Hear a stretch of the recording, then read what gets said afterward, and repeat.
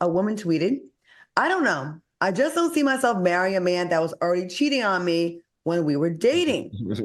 That seems to be coming up a lot lately. Now, would you marry someone who's cheated on you in the past, Al? Yes, I would, because I feel like people can change, and I feel like that no one is an exception to making a mistake.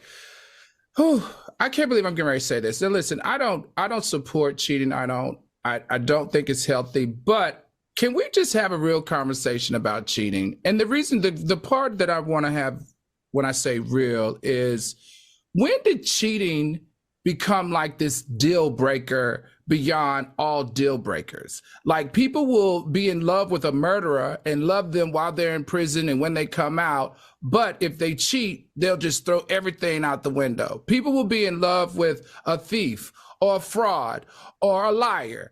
But when it comes to cheating, they just want to throw them completely out the window. So I think, just in general, we should re-examine. I'm not saying compromise. I'm just saying re-examine the psyche that cheating has, or the effect that it has on our psyche when we deal with cheating. Does that make sense? Have you been cheated on, Al?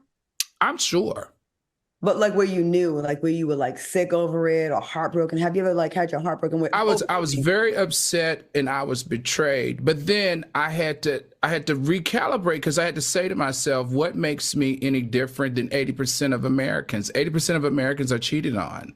Like, what makes me any different, and why am I taking it so hard? Like, I wanted to know, is there a commandment against cheating that, if thou shalt not cheat, and if you cheat, your life is over, you can't ever talk to the person again, and you got to throw them away? Like, I really had to re-examine that. Like, what makes me better than 80% of the population, that I have to expect that the person that I'm with doesn't cheat on me, or that they have to expect that I'm not going to cheat on them?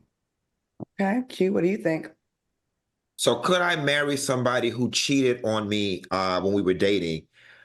Um, I don't know that I can answer that. It really just depends. Like I think this is one of those situations where you have to kind of feel your way through it. I think when it comes to your mate, I think that, there's a frequency. And I think oftentimes you can feel when you and somebody are on the same frequency, and you can kind of feel when the frequency is off. I think your soul and your spirit will tell you when a person is changed. I think your soul and your spirit will tell you when they're full of shit. So for me, it really just depends on a number of factors. It depends on if I got that feeling that says it's safe to do this. It depends on the severity of the cheating. It depends on the circumstances around the cheating. It's not as cut and dry for me. I've let it be known in the past, sex is not necessarily a deal breaker for me. I'm going to be mad. You're going to be in the doghouse.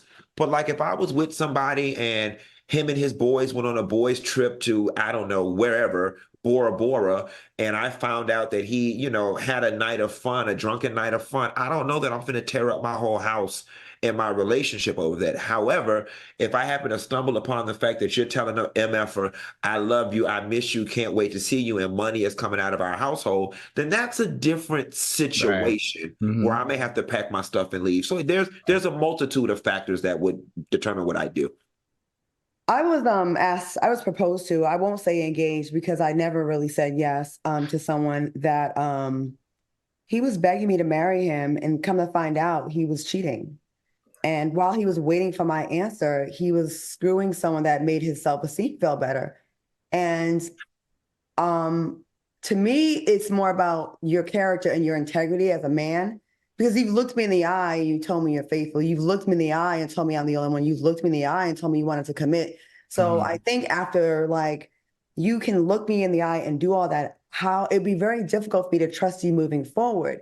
It's more of a personality thing. And then that goes not just with relationships, it's also my friendships. When you're a liar to me, it says a lot about your character. Now, if you're the one that, like y'all said, maybe they go on a trip and they mess up, they got drunk, and you come to me, then we'll probably have a stronger relationship afterwards, because you actually told me when you didn't have to. Then to me, it's just like the character, But if you only told me because I had like videotape of you and you had no other choice. But this man that proposed to me, big ass ring on my finger, emotional, talked to my parents, all that, my mom. and still did that? Absolutely not. Not only did I break up with him, I never spoke to him again after I punched him in his face, actually, because he was over there being reckless too. And yeah, with him, no, absolutely not. But maybe I'm older now. That was probably about 15 years ago, 20, it was a while ago. If it depends if you came to me, you admitted, I think.